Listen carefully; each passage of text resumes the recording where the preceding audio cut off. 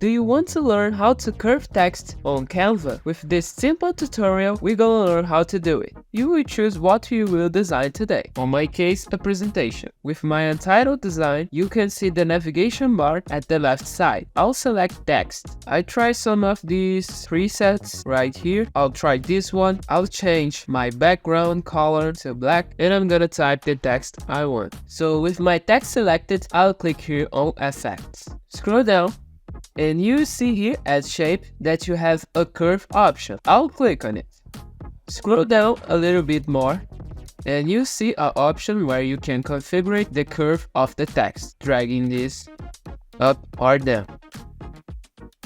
So basically that's it. Here you can set your curve, but on my case I want to make a specific design, so I'll show you guys how I'll configure this to look like I want. I'm going to select my text again and I'm going to change it a little, repeating it again. So I changed my text a little and I'm going here on effect, scroll down again and change the curve.